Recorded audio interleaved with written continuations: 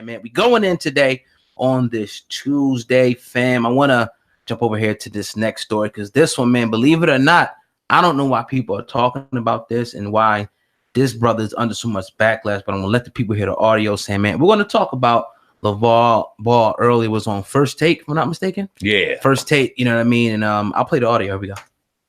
Go ahead before I get back to him. LaVar, can I switch gears with you because I have a question here. You can switch gears with me anytime. Let's stay focused here. All right. Can you please Go ahead LaVar, before I get back to him. LaVar, can I switch gears with you because I have a question You here. can switch gears with me anytime.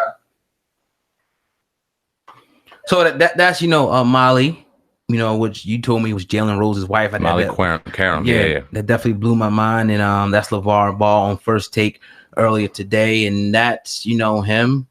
You heard what he said. SamAnt, what are your thoughts on these comments and the backlash that LaVar Ball is receiving? Because you've seen all of it in context. Yeah, I was watching it live. I was chilling with my daughter, and I was watching First Take, 10 a.m. Eastern time, and LaVar Ball was on there talking about the trade, obviously, with Anthony Davis going to L.A. and his son, Lonzo Ball, going down to New Orleans with the team. And he was typical LaVar. He was talking shit. He was running his mouth. He was obviously putting his son on this pedestal. He said LaMelo was going number 1 in the 2020 draft. He was just being LaVar. Mm-hmm.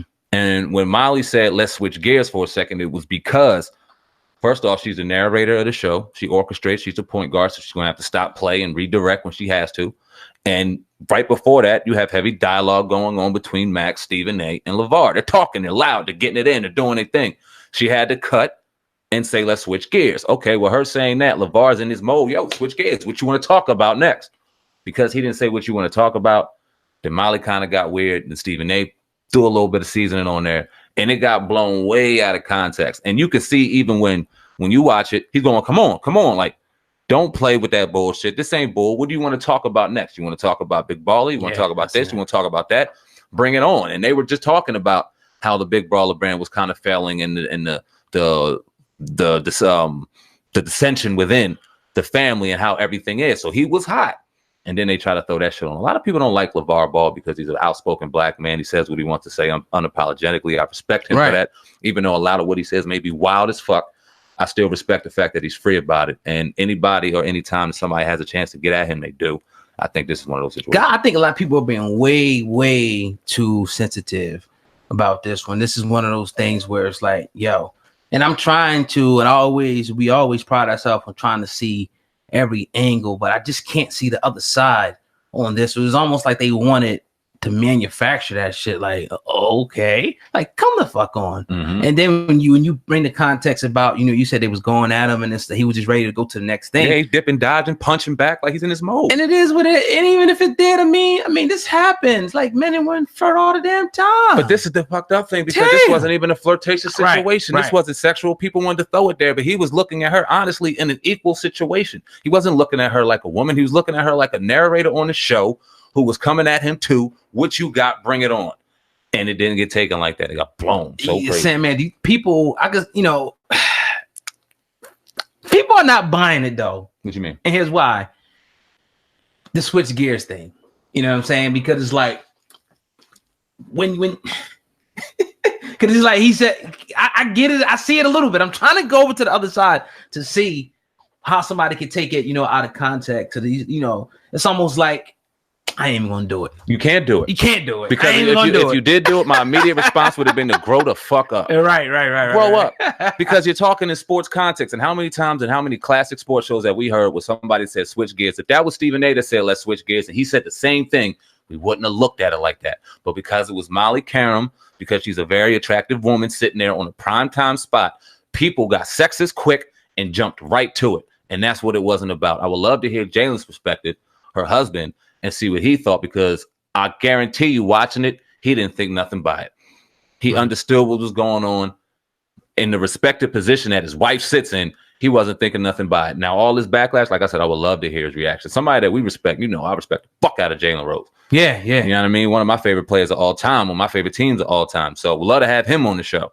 Yeah. No disrespect at all, but it's like, this was blown out of context. No, it's ESPN, obviously they reprimanded him. They said it was inappropriate. Wow. They said it was inappropriate. And like I said, I think that the extra sauce behind the comment, Molly's reaction, Stephen A's reaction, although they shouldn't be reprimanded, that threw a little extra seasoning on there for people to go and run with it because it wasn't that serious. If you looked at it in the context, and if they would have just moved on, it wouldn't have been anything. Now, that being said, if Molly was offended by it, that's her feelings.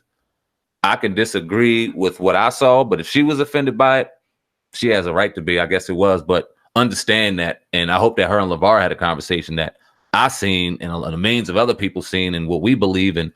What LaVar came out and said is it wasn't meant like that. Right. Now, what do you think? Let's switch gears to the Big Baller brand.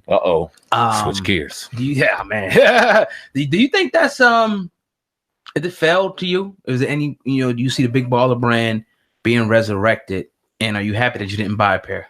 Oh God, the Big Baller brand, no matter what we heard about with people stealing money, dissension, this and that, Big Baller brand ultimately landed on the back of Lonzo Ball being drafted by the Lakers and putting on a show. And if he would have done so, the shoe would have been successful. Now, the fact that he didn't know, albeit early on, albeit that he has to, I just got a crazy email, my bad, but albeit that he has to almost, I got a crazy email. LaVar, you was talking about his son and going to the... the shoes, my fault. Yeah. Got hurt. Jumper wasn't developing the way it was, the team underperformed, and now he's traded. It almost loses value. Now you can imagine, what if Lonzo single-handedly took the Lakers, who, like we were talking about yesterday, one of the most storied franchises in all of sports, to the playoffs by itself, and then they added LeBron and had the Lake show there. Them Big Baller motherfucker shoes, we would have bought them, but because he wasn't successful early, and he still has time because it's early, because he wasn't successful early, that failed. Now, if he became successful in New Orleans, because they got a nice young squad getting wrapped around there, the draft is on Thursday. He's not. His son's not wearing them, right? Nah, but they got And it's like, and that's a great point. But another point, what they probably should have did, and it definitely was, I agree, it was hinged on the success of his son being a beast. And it was kind of like a window that they had to really take off with it. But another strategy they probably should have tried to do was what Master P kind of did, maybe getting somebody else, another prominent player, to endorse and paying him to endorse him. Because you look at Nike and Reebok and all these people, who made their basketball lines big and huge, they did it through signing endorsement deals with these stars, and they're still doing it over the years. So I think that maybe he shouldn't have just limited himself to his son and tried to reach out to somebody else. Who knows? Kawhi Leonard or something, maybe to somebody else to wear the Big Baller brand and make it popular. But it could be dead in the water, it could be resurrected. We will see. Yeah, I mean, and that's all we can do in the world of sports. What are your bets? Would you bet on it? Would you bet it being put in the coffin, or would you bet it being resurrected? It depends on the kids, because Lonzo can't. I mean, if Lonzo throws the shoes back on and he goes out there and balls out, then it's good. If LaMelo gets drafted in the NBA in 2020 and goes anywhere and balls out and wears the shoes, it does good. That's the only way. Or maybe in Kmart or Walmart. Like Shaq's. Maybe. But Shaq is successful. Not to say that LaVar ain't successful, but Shaq had a very successful NBA career and did his thing before that. I mean, what the hell are you selling it for if you're going to Walmart, not $400? Nah. And then what kind of fall did you take selling it at $400 now going to $29.95? I mean, shoe ball.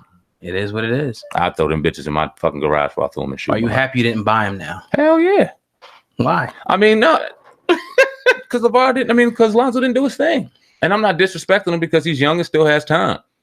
And if he does do great, then I'll buy the shoe. I mean, are you buying? If they don't look good, you're going off for the name. Like if LeBron threw out a limited edition ugly ass shoe and it was top 100 and it was $300, you may look at those an extra to grab them. I think we wanted to jump on him back then because we seen this brother, stepping out, and doing his own thing. We thought we were making an investment. Right. You know what I'm saying? And helping, And, who knows, man? But, I'm sure a lot of people, will say that the company's pretty much dead in the water. But, we will see. A lot of companies have turned things around over the years. Is it dead in the water to you? I don't know if I heard you say it. I would, bet on it, being dead in the water. Definitely. If I took my bets on it, I would think that it's done and over with. Definitely. Right. Okay. Awesome. You know what I'm saying? But yeah, man, you're tuned into the Hip Hop Uncensored podcast with your brother, Old God and SamAnt. We're going in today on this Tuesday. We want to let everybody know that we're now on the Digital Soapbox Network. Also, we want to encourage everybody to download the radio.com app now to check out our podcast as well as the other great great podcast on the digitalsoapboxnetwork.com. That's the official website. The links will be in the description box, if you're watching it on YouTube and whatnot. But definitely, man, definitely.